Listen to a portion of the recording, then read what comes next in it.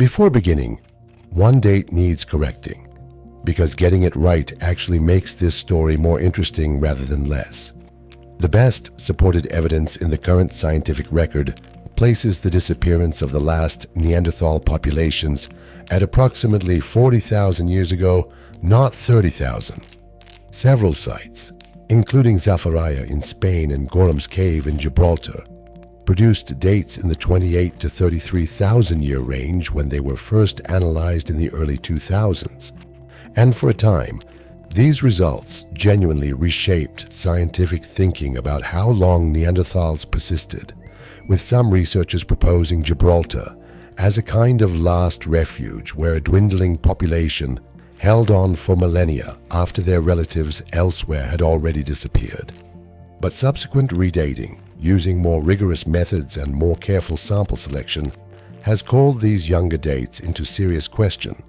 and researchers now generally regard them as unreliable, likely distorted by contamination from younger carbon entering the samples over tens of thousands of years. A well-documented problem in radiocarbon dating of material this old,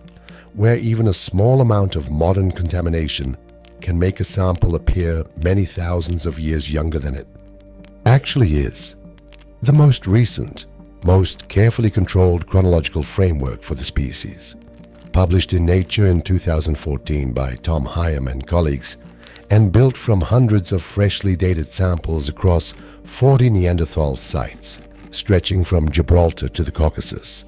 places the disappearance of Neanderthal populations across nearly all of Europe at around 40,000 years ago, with Iberian populations in the far south possibly persisting a few thousand years longer, into the 35 to 32,000 year range at the very outside, though even this more modest southern extension remains debated among specialists. So the true window for a Neanderthal family in this reconstruction is not 30,000 years ago. It is closer to 40,000, in the final centuries before the species vanished from the fossil and genetic record entirely. Everything that follows is built from that corrected, better supported time frame, and from genetic and archaeological evidence that has only become available to researchers within the past few years. For most of the 20th century, understanding what a Neanderthal family actually looked like was essentially impossible. Skeletons could reveal age, sex, injury, and diet, but they could not reveal who was related to whom, how large a typical living group actually was, or what happened to sons and daughters as they grew into adulthood. Even after the first Neanderthal genome was fully sequenced in 2010, an achievement that earned its lead researcher, Svante Pääbo, the Nobel Prize in Physiology or Medicine in 2022, the genetic data available to scientists remained scattered across a small number of individuals from different sites, different time periods, and different regions, enough to sketch the broad outlines of Neanderthal population history and their relationship to modern humans, but nowhere near enough to reconstruct what a single specific family or community actually looked like on the ground. A gap in scientific knowledge that stood essentially unfilled for over a decade after the very first Neanderthal genome had already been sequenced and published. That changed in October 2022, when a team of researchers led by Loritz Skoff at the Max Planck Institute for Evolutionary Anthropology published in the journal Nature the first genetic reconstruction of an actual Neanderthal social community, built from the genomes of 13 individuals recovered from 2 neighboring cave sites in the Altai Mountains of southern Siberia, Chagirskaya Cave and the smaller Okladnikov Cave nearby. This single study, more than doubling the total number of Neanderthal genomes available to science at the time it was published, from 18 individuals across 14 sites to 31, did something no skeleton alone had ever been able to do. It reconstructed an actual family tree. The Chagirskaya Neanderthals lived in a riverside hunting camp in the foothills of the Altai Mountains, approximately 54,000 years ago. A population researchers estimate consisted of somewhere between 10 and 20 individuals living and moving together at any given time, based on the extremely low genetic diversity found across their combined genomes. The site itself sits on the banks of the Cherish River, roughly 100 kilometers from the far more famous Denisova Cave, a location that had been occupied intermittently by Neanderthals, early modern humans, and Denisovans across some 300,000 years, including, as a separate discovery from the same broader region revealed, at least one direct hybrid individual with a Denisovan father and a Neanderthal mother, a finding that itself rewrote assumptions about how frequently these different archaic human populations actually crossed paths and interbred in this specific corner of Siberia. The Chagurskaya group hunted ibex, horses, bison, and other animals that migrated seasonally through the river valley the cave overlooks, and archaeological analysis of the stone tools recovered from the site found that Neanderthals living there had collected raw tool-making material from sources dozens of kilometers away, with the same specific raw material appearing at both Chagurskaya and the nearby Okladnikov cave. Physical, non-genetic evidence independently corroborating the close social connection between the two sites that the DNA itself would go on to confirm. Among the 13 individuals whose genomes were successfully reconstructed, 7 men and 6 women, 8 adults and 5 children or young adolescents, the researchers identified a direct father-daughter pair, along with a second-degree relative, an adult female who may have been an aunt or a grandmother to the group's youngest members, and a young male who appears to have been a nephew or cousin to the father and daughter. Distinctive genetic markers called heteroplasmies, mutations in mitochondrial DNA that persist for only a handful of generations before being lost, confirm that several of these individuals were not merely distantly related across centuries, but had actually lived and died within the same generation or two. Genuine contemporaries sharing the same cave system, quite possibly the same fires, at the same moment in time. What this reconstructed family group reveals about the broader structure of Neanderthal social life is, in some ways, more significant than the family relationships themselves. The genetic data showed that Y chromosome diversity, the genetic material passed exclusively from father to son, was dramatically lower than mitochondrial diversity, the genetic material passed from mother to child, a pattern that geneticists recognize as the signature of a very specific kind of social arrangement, one in which women routinely left their birth community to join a new group upon reaching maturity, while men tended to remain in the community they were born into for their entire lives, a pattern anthropologists call patrilocality, and have documented extensively among various human and primate societies for entirely independent reasons. 2 male individuals in the Chagurskaya sample, the study calculated, could expect to share a common male ancestor roughly 450 years before either of them was born, evidence of a stable, patrilocal male lineage persisting in the same territory across many successive generations, even as young women were, generation after generation, departing to build families elsewhere. Researchers involved in the study noted that the teenage daughter identified in the direct father-daughter pair would, based on this broader pattern, likely have left her father's community to find a mate once she reached the appropriate age, while her young male cousin, sharing the same general kinship position within the group, would most probably have stayed exactly where he was for the rest of his life. The communities these young women migrated into were not, however, complete strangers.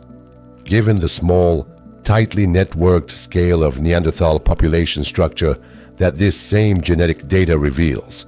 researchers suggest a woman leaving her birth group would likely have encountered at least some familiar faces in her new community,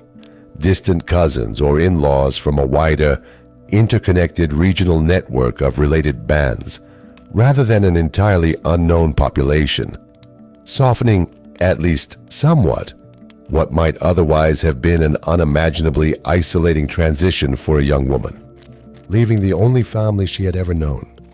This picture of small mobile family bands, typically numbering somewhere between 5 and 20 individuals, according to the broader archaeological and genetic consensus, connected to one another across a wider regional network through the periodic exchange of young women, stands in fairly direct contrast to the far larger group sizes, sometimes reaching well over 100 individuals in a single interconnected regional network that anthropologists have documented among contemporary Homos. Sapiens populations occupying Europe during roughly the same broad period of overlap between the two species. Some researchers studying Neanderthal population decline have proposed that this comparatively small, more isolated social structure, whatever specific cultural or ecological reasons produced it, may itself have been part of what made Neanderthal populations more vulnerable to environmental shocks, disease, and demographic decline than the more expansive, more genetically interconnected social networks that early modern human populations appear to have maintained across the same landscape and roughly the same span of time. A structural difference in how each species organized its most basic social unit that may have carried consequences reaching all the way to the eventual survival or extinction of each population. Direct evidence of Neanderthal kinship is not confined to the Siberian genetic data alone, and one of the most significant earlier discoveries bearing on this question comes from El Cidrón Cave in northern Spain, a site considerably older than the Chagirskaya material, dated to approximately 49,000 years ago, but one that has independently confirmed several of the same broad social patterns. Genetic analysis of the remains recovered from El Cidrón, representing at least 13 individuals, including 3 men, 3 women, 3 adolescents, 2 juveniles, and an infant, who appear to have died together in a single event. Identified 3 adult males who were closely related to one another, alongside 3 women whose genetic profiles suggested they had originated from outside the immediate family group entirely, a pattern that researchers studying the site interpreted as independent evidence of the same broad social structure that the much later Chagirskaya genomes would go on to confirm in greater detail, males remaining within their birth community across generations, while females moved between groups. Notably, the Y chromosome sequence recovered from the El Cidrón material was found to be more closely related to the Y chromosome lineages identified at Chagirskaya than to certain other known Neanderthal populations, a genetic connection spanning an enormous geographic distance between northern Spain and southern Siberia, thousands of kilometers apart, that researchers studying the broader Neanderthal family tree are still working to fully interpret, but one that hints at deeper, more widely shared patrilineal continuity across Neanderthal populations than a single isolated site could ever demonstrate on its own, suggesting the patrilocal female dispersal pattern documented so clearly at Chagirskaya may have been a genuinely widespread, perhaps even near universal feature of Neanderthal social organization across their entire geographic range,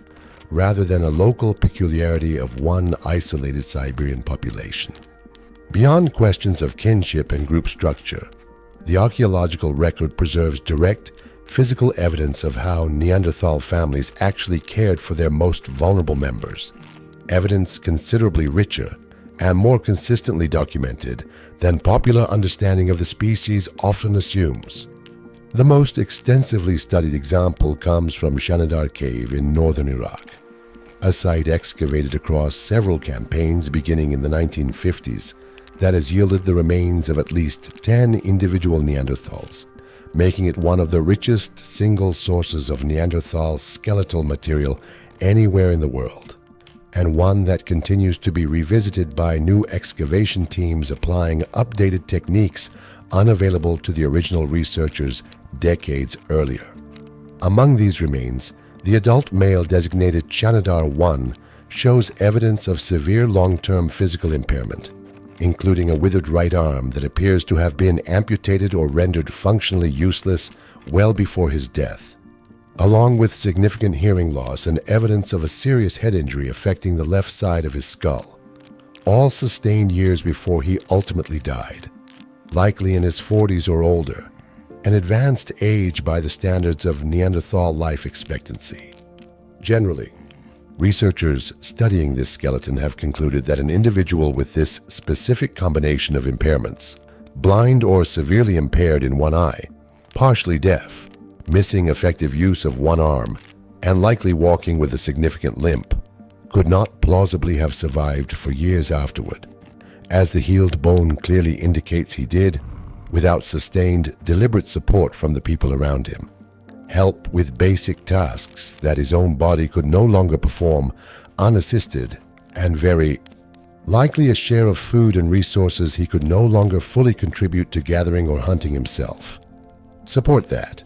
given everything the genetic evidence in this reconstruction has already established about Neanderthal kinship structure, most plausibly came from his own close family.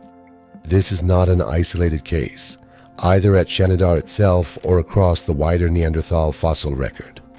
Multiple other Neanderthal skeletons recovered from sites across Europe and the Middle East show comparable evidence of healed, severe injuries or developmental conditions that would have significantly limited an individual's ability to function independently. A body of evidence that researchers studying Neanderthal social behavior increasingly interpret as indicating sustained, long-term care extended to injured, disabled, and elderly group members was a genuine, consistent feature of Neanderthal family and community life, not an isolated exception confined to one unusually compassionate group in northern Iraq, but a broadly shared pattern documented independently at multiple sites spanning thousands of kilometers. Shanidar Cave has offered one further, closely related line of evidence about Neanderthal family life, this time concerning how these communities treated their dead rather than their living. Several of the individuals recovered from the site appear to have been deliberately buried rather than simply left exposed or abandoned where they died, including Shanidar 4, an adult male found in a position suggesting intentional burial, associated in early excavations with unusually high concentrations of pollen that some researchers controversially interpreted as evidence of flowers deliberately placed with the body, an interpretation that remains genuinely disputed with other specialists, arguing the pollen may have been introduced by burrowing rodents rather than mourners, a debate that has continued in the scientific literature for decades without full resolution on either side. What is considerably less disputed is that Shanidar, alongside a small number of other well-documented sites, including La Chapelle-aux-Saints in France, provides some of the clearest available evidence that at least some Neanderthal communities practiced deliberate burial of their dead, a behavior that, whatever its precise emotional or symbolic meaning to the people who practiced it, required a group to collectively recognize a death, coordinate a physical response to it, and invest time and effort into a task with no immediate survival benefit. Exactly the kind of behavior researchers look to as evidence of a functioning, emotionally connected social unit, rather than a loose, purely functional aggregation of individuals moving through the same landscape by coincidence alone.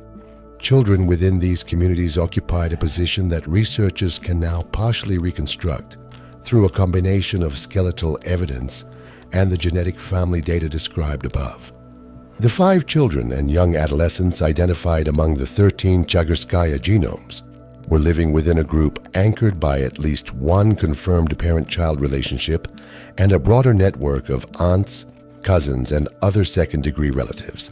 a family structure recognizably built around multi-generational, extended kinship rather than isolated nuclear units moving independently through the landscape. Skeletal evidence of Neanderthal children recovered from other sites, including a young child's remains from Devil's Tower in Gibraltar, estimated to have died around the age of 5, and preserved well enough that researchers could reconstruct fine details of the skull itself, shows growth and developmental patterns broadly consistent with the accelerated maturation timeline suggested by the Skeletina tooth analysis. children who were, on average, moving toward physical adulthood measurably, faster than a modern human child raised under comparable conditions, a biological reality that would have compressed the entire experience of Neanderthal childhood and the practical responsibilities of Neanderthal parenting into a shorter window than modern human families typically experience. Diet and provisioning offer another window into how Neanderthal family groups actually organize their daily survival, and the archaeological evidence recovered from well-studied sites paints a picture considerably more varied and more sophisticated than the popular image of Neanderthals as narrow, exclusively big game hunting specialists. At Gibraltar's cave sites specifically, researchers have recovered butchered remains from 143 different bird species, many of them ground-dwelling species such as the common quail, corncrake, woodlark, and crested lark, requiring patient, low-risk trapping quite different in character from the coordinated group effort large game hunting would have demanded, along with direct evidence that Neanderthals at coastal locations like Vanguard Cave consumed dolphin and Mediterranean monk seal, supplementing the red deer, reindeer, horse, and other large game more commonly associated with Neanderthal diets across the wider European range. Researchers studying the site at Neumarkt Nord in Germany have also documented evidence that a local Neanderthal population hunted the enormous straight-tusked elephant, a species considerably larger than any modern elephant, on a surprisingly regular basis, perhaps once every 5 to 6 years, a hunting achievement that would have required substantial coordination and risk-sharing among the members of a family or community group, and that would have provided, in a single successful hunt, enough meat to sustain many families for a considerable stretch of time, a windfall almost certainly requiring some agreed system for sharing and distributing the resulting bounty across the wider kin network, documented throughout this reconstruction. This dietary breadth implies a level of coordinated, differentiated effort within any given family or community group, since exploiting such a wide range of food sources, from small ground-dwelling birds requiring patient, careful trapping to marine mammals and megafauna requiring an entirely different set of skills, risks, and levels of cooperation, would have required considerable flexibility and, quite plausibly, some degree of division of labor among the different members of a group.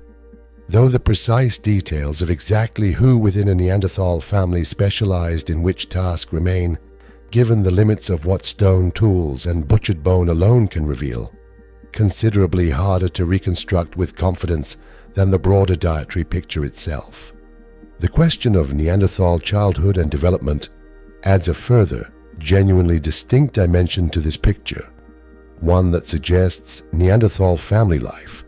whatever its broader similarities to modern human social structure, unfolded on a meaningfully different biological timeline.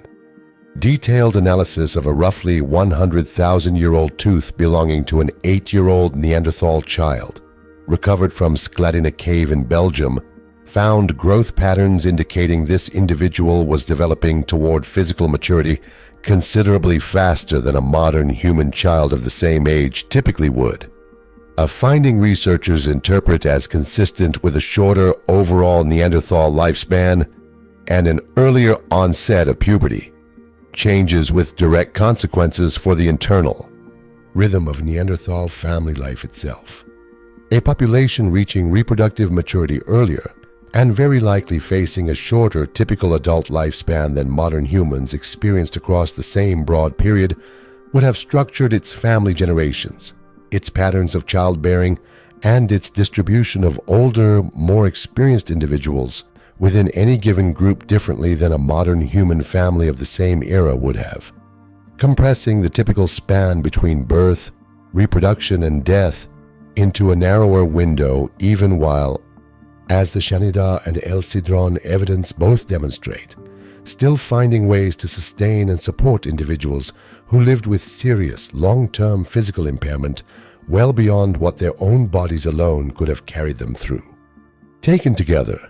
the picture that emerges from this convergence of genetic, skeletal, and archaeological evidence is a form of family and community life considerably more structured, more socially sophisticated, and in several specific respects more genuinely recognizable to modern eyes than popular understanding of Neanderthals has traditionally allowed. Communication within these family groups remains one of the harder aspects of Neanderthal life to reconstruct directly, since spoken language leaves no fossil trace. But the indirect anatomical evidence available to researchers points toward a genuine capacity for complex vocal communication rather than the grunting, minimally articulate stereotype long attached to the species in popular culture. Neanderthal ear bones, when analyzed for the specific frequency range they were best equipped to detect, show a pattern of sensitivity closely matching that of modern humans. A range well suited to distinguishing the subtle consonant and vowel sounds that spoken language depends on, rather than the more limited hearing range typical of other primates. A finding drawn from detailed comparative analysis of the inner ear structures preserved in several well-fossilized Neanderthal skulls. Neanderthals also possessed a hyoid bone, the small horseshoe-shaped structure in the throat that anchors muscles used in speech, essentially identical in shape and position to the modern human version, and genetic analysis has confirmed that Neanderthals carried the same version of the FOXP2 gene implicated in modern human speech and language capacity. Though researchers are careful to note that shared anatomy and shared genetics do not, on their own, prove that Neanderthals used anything resembling fully modern grammatical language. What this evidence does support is the reasonable inference that the kind of sustained, coordinated social behavior documented throughout this reconstruction, extended care for the injured, deliberate burial practices, the maintenance of a wider regional kinship network spanning many separate communities, would have been considerably easier to organize and sustain with some meaningfully complex system of vocal communication than without one, and researchers at the Natural History Museum in Abu Dhabi, London, among others, have pointed to the sheer social complexity Neanderthal communities are now known to have exhibited as itself indirect evidence that they must have been able to talk to each other in some genuinely developed way, even if the specific grammar or vocabulary of that language remains permanently lost to the archaeological record. A silence in the evidence that stands in sharp contrast to everything else this reconstruction has been able to recover about how these families actually lived. The physical spaces these families actually inhabited also offer a window into their daily domestic life, and excavations at well-preserved cave sites have revealed evidence of deliberate spatial organization rather than a single, undifferentiated living area. At several sites, researchers have identified distinct zones within a single cave or rock shelter dedicated to different activities, areas showing concentrated evidence of stone tool manufacture, separate from areas showing concentrated evidence of food preparation and consumption, separate again from areas that appear to have been used primarily for sleeping. A pattern of spatial differentiation that implies a shared, at least partially standardized understanding among group members, of which parts of a shared living space were used for which purposes, an unspoken domestic organization passed down and maintained within families, much like the technical knowledge behind their stone tools.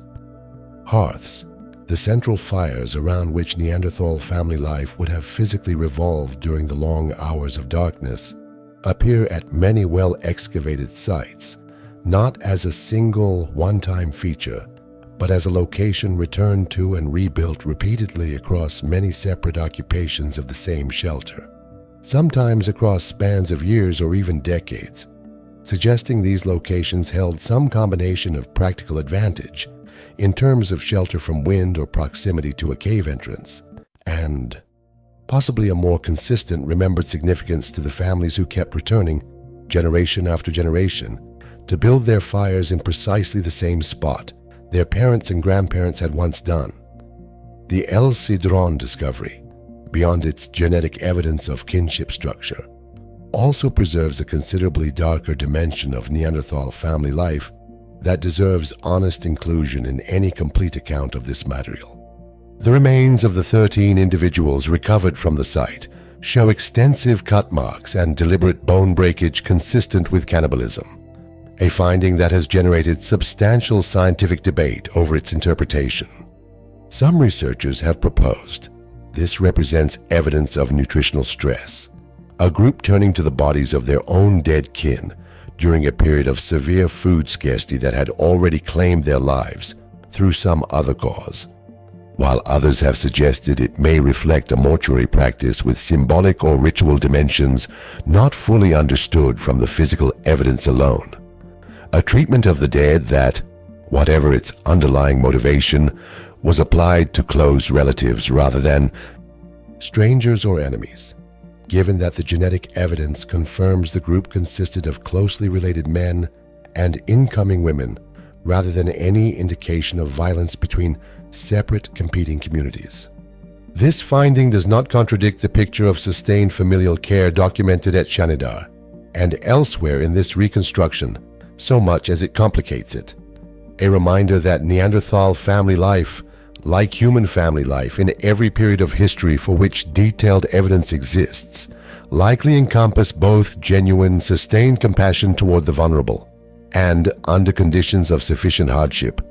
practices that a modern audience finds difficult to reconcile with that same picture of care. Two realities that current evidence suggests coexisted within the same small kin-based communities rather than belonging to entirely separate, mutually exclusive populations living entirely different kinds of lives from one another. What ultimately happened to these family networks? The small patrilocal bands of Chagarskaya, the close-knit injury-supporting group at Shanidar, the closely related men and incoming women of El Sidron,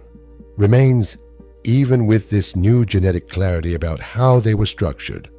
one of the most actively debated open questions in the entire field of human evolutionary research. The most current, best-supported chronology places their disappearance at approximately 40,000 years ago, a process researchers increasingly describe not as a single dramatic event, but as a staggered, region-by-region decline, playing out differently across France, Iberia, the Balkans, and the Altai Mountains, driven by some combination of increasingly chaotic, unpredictable climate swings, competition and contact with expanding modern human populations, and the demographic vulnerability of small, genetically narrow communities like the one preserved at Chagarskaya, communities that, as the genetic evidence shows, were already operating with strikingly limited genetic diversity even at what may have been close to the height of their regional success. Researchers modeling Neanderthal population dynamics have noted that a species organized into small dispersed bands of 5 to 20 individuals, connected only loosely across a wider region through the periodic exchange of young women, would have been considerably more vulnerable to the kind of local, catastrophic population loss that a single bad winter, a disease outbreak, or a run of poor hunting seasons could inflict, compared with the larger, more densely interconnected social networks that early modern human populations appear to have maintained across parts of the same landscape during the same broad period. This structural demographic vulnerability, layered on top of and likely compounding whatever combination of environmental and competitive pressures ultimately proved fatal to the species as a whole,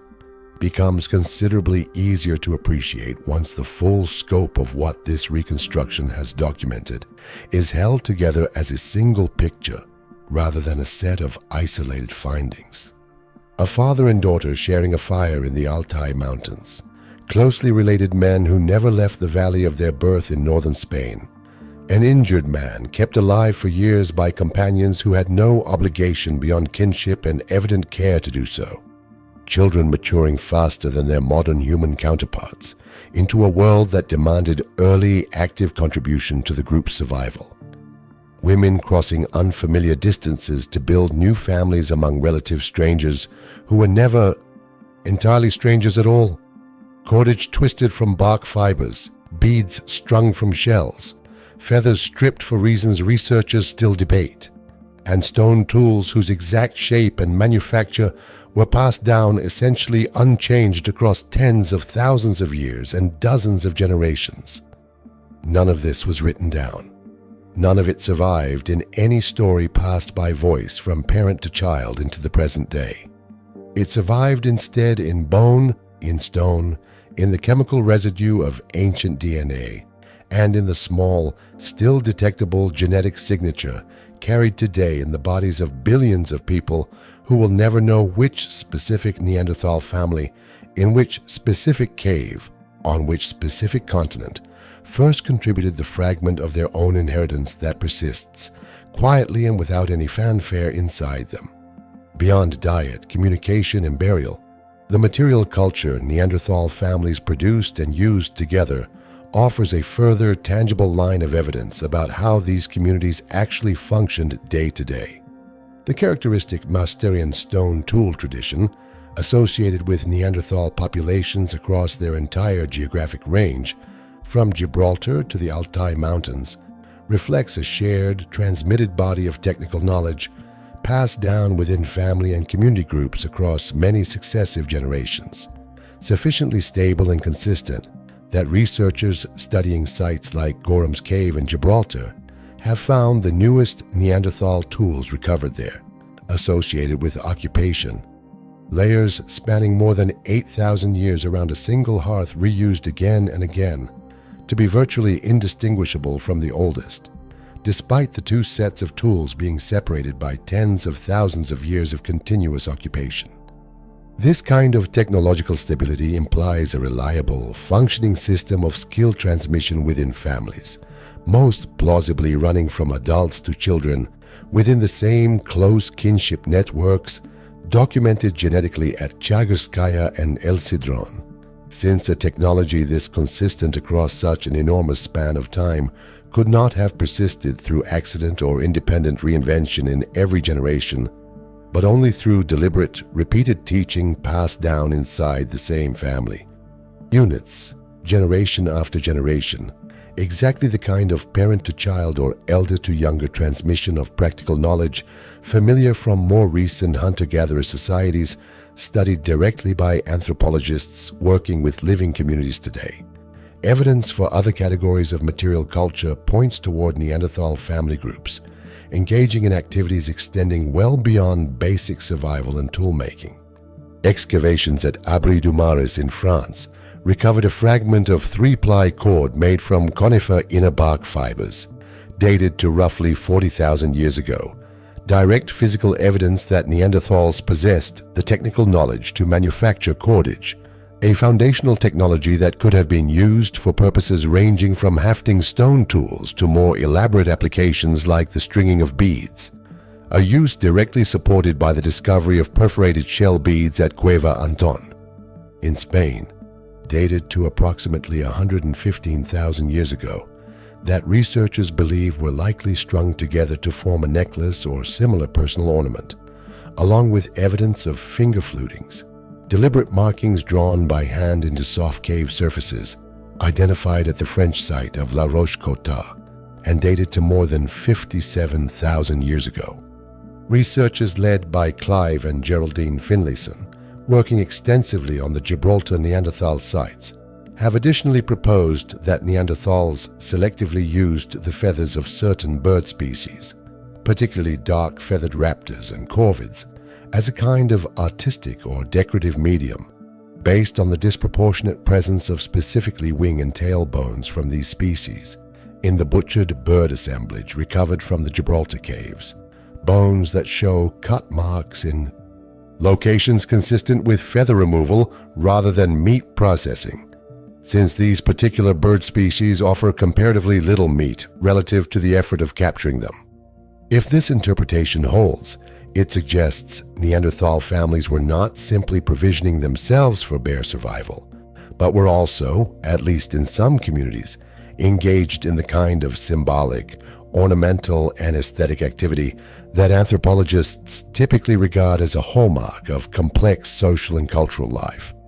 activities that would have been organized, taught, and shared within the same family and community structures. This reconstruction has already documented through genetics and skeletal evidence. Clothing manufacture represents one further, practically essential domain of shared family and community labor.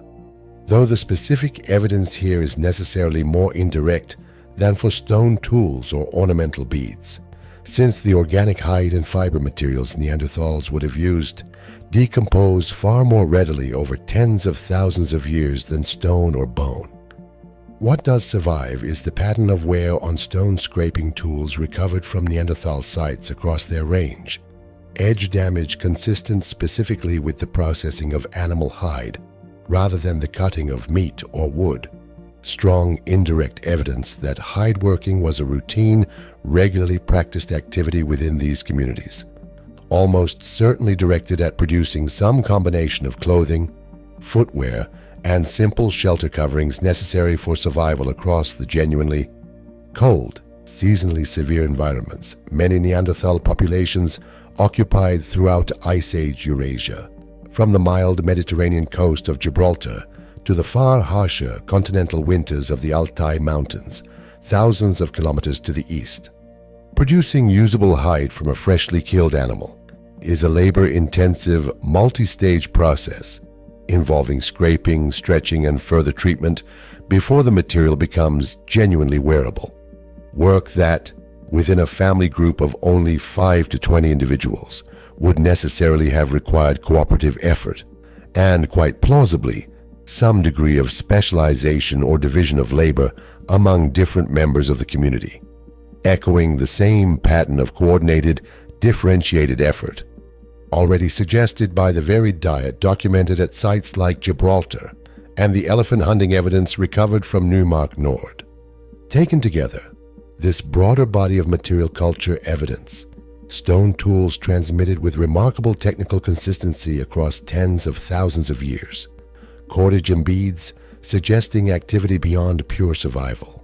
feathers possibly gathered for decorative purposes, and the labor-intensive, almost certainly cooperative work of hide processing